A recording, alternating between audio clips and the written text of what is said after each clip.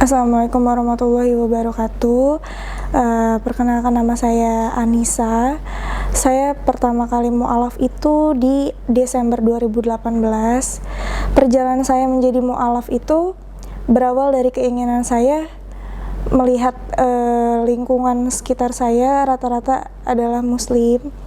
Jadi saya merasakan Islam itu nyaman bagi saya itu ketika bulan Ramadan, di mana setiap bulan puasa saya melihat teman-teman saya berkumpul dengan keluarganya seperti buka puasa, sholat tarawih, dan lebaran itu kayaknya menyatu dengan keluarganya. Tapi setelah saya bedakan dengan agama saya, dengan hari raya Natal, itu jauh sekali bedanya. Jadi itu yang bikin saya, oh ternyata Islam kekeluargaannya dapet ya, terus bikin saya tenang. Dan yang bikin saya mantap untuk masuk Islam adalah ketika saya mendengar suara takbir pada malam takbiran. Allahu Akbar, Allahu Akbar, Allahu Akbar.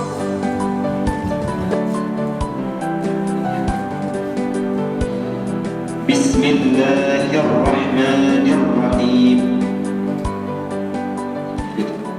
Bismillahirrahmanirrahim.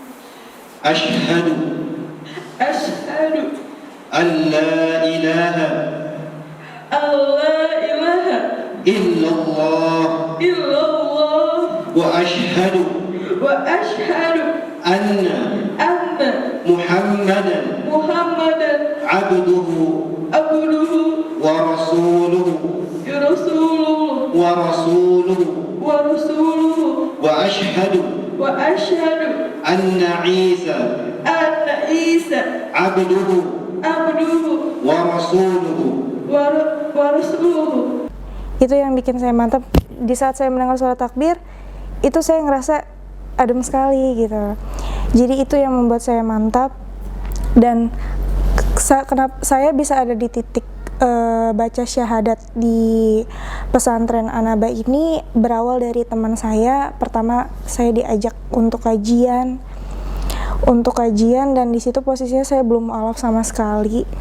Jadi saya diajak kajian dan saya dipinjemin gamis, kerudung, dan di situ saya dikenalkan oleh salah satu ustazah, di mana ustazah itu juga seorang mu'alaf dan dia adalah mantan pendeta. Jadi di situ saya dikasih pencerahan, masuk Islam tuh seperti ini, jadi mu'alaf tuh seperti ini. Dan di hari itu setelah saya pulang kajian, di situ saya memantapkan diri, oh saya harus mu'alaf, saya bisa mu'alaf seperti ustazah ini gitu.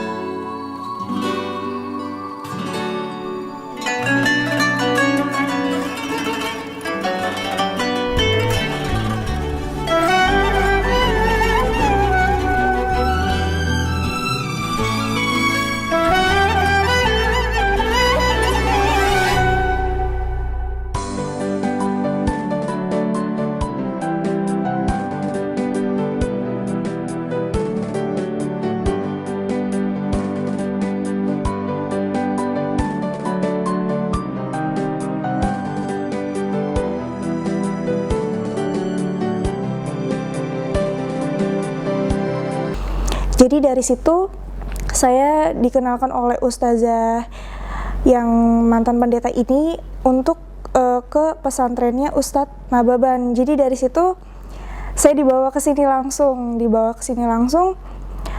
Cuman waktu itu Ustadz Nababan sedang berhalangan hadir, jadi saya disahadatkan oleh Ustadz Iwan. Jadi saya sebelum disahadatkan, saya dibimbing dulu, dikasih arahan seperti ini, untuk menjadi mu'alaf. Terus seperti ini konsekuensinya dari keluarga, dari lingkungan, dan dari situ setelah saya diberi nasihat, arahan, di situ saya semakin memantapkan diri untuk menjadi mu'alaf. Alhamdulillah, Allah berikan hidayah itu kepada saudara kita Christine dengan memasukkan ke hatinya beribadah kepada selain Allah Subhanahu wa taala, dibandingkan dengan orang-orang yang lain yang masih merasa nyaman, diberi kenyamanan oleh setan, beribadah kepada selain Allah Subhanahu wa taala. Saya mualaf setelah sholat asar. Jadi sehabis kita sholat asar, saya di situ mulai untuk membaca syahadat di musola. Jadi dari situ, setelah saya resmi menjadi seorang mualaf, kehidupan saya berubah 100%. Jadi di situ saya mulai belajar sholat, terus saya pelan-pelan belajar mengenal tulisan-tulisan Arab yang sebelumnya saya tidak mengenal sama sekali, tidak bisa membaca sama sekali tulisan Arab. Sampai detik ini saya masih proses belajar. Perbedaan sebelum dan sesudah saya menjadi mualaf itu sangat jauh beda. Jadi di mana ketika saya merasa banyak masalah, saya lari ke sholat. Alhamdulillah setelah saya menjadi mualaf, memang faktor yang bikin sedih itu adalah di keluarga, karena di keluarga saya sama sekali 100% itu non muslim. Jadi benturan semua, ocehan, caci maki semua saya dapatkan dari keluarga. Dari situ saya dibilang anak durhaka, anak tidak tahu diri, anak tidak tahu diuntung, sampai pada akhirnya saya diusir dari rumah. Di situ saya mencoba untuk tetap bertahan hidup. Terus alhamdulillah saya juga sudah mendapatkan kerjaan yang baik, dan saya sekarang hidup sendiri.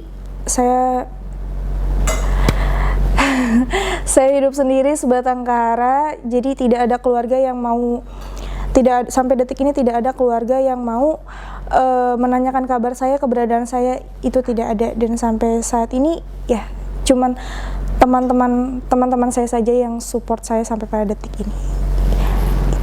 Itu pengalaman saya sampai bisa jadi mualaf sampai seperti ini. Tapi alhamdulillah Allah ngasih saya orang-orang baik, orang-orang yang tulus buat saya, karena saya percaya Allah tuh pasti nunjukin jalan yang terbaik, pasti buka jalan buat orang-orang yang percaya sama Allah gitu aja sih. Itu pengalaman saya sebelum dan sesudah menjadi mualaf. Alhamdulillah Allah ngasih hidayah yang begitu luar biasa, karena awalnya saya ragu, tapi Allah mantapin diri. Berawal dari ikut kajian itu sampai dipertemukan oleh seorang mantan pendeta dan dikasih jalan untuk ada di Anaba ini, itu luar biasa. Itu sih pengalaman saya sampai ada di detik ini.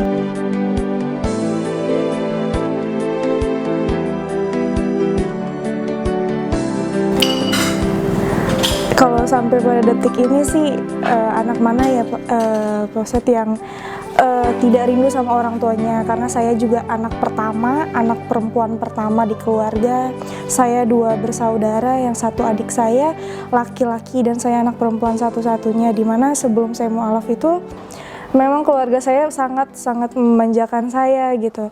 Jadi benar-benar perhatiannya sangat lebih ke saya gitu. Jadi dan setelah mualaf ini memang saya benar-benar tidak dianggap sebagai anak.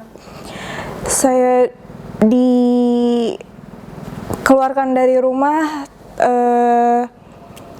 tanpa sepotong baju waktu itu. Tanpa sepotong baju, saya diusir dengan caci maki. Saya dibilang anak durhaka, anak tidak tahu diri, yang sudah dikuliahkan mati-matian, anak tidak tahu diuntung. Saya kangen banget, kangen bapak, kangen mama, kangen adik. Kalau seandainya adik, bapak, mama, kalau lihat kakak di sini, kakak cuma bilang, kakak udah dewasa, kakak nentuin jalan hidup kakak sendiri. Kakak sayang banget sama mama, sama bapak, sama dedek. Kakak kayak gini tuh bukan jadi orang jahat. Islam itu nggak jahat yang seperti bapak sama mama kira. Islam itu bukan teroris, Pak. Jadi kakak kayak gini, kakak pengen jadi lebih baik. Kakak tetap jadi anaknya mama sama bapak. kakak nggak berubah jadi orang lain, nggak, cuman kakak punya kepercayaan yang berbeda dari bapak sama mama.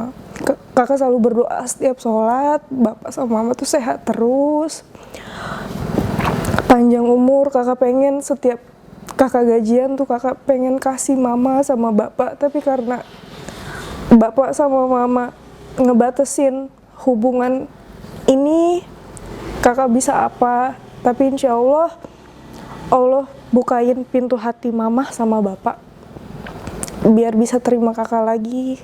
Terus biar Allah juga yang buka pintu hati mama sama bapak supaya bisa dapat hidayah dari Allah. Kurang lebihnya mohon maaf. Assalamualaikum warahmatullahi wabarakatuh.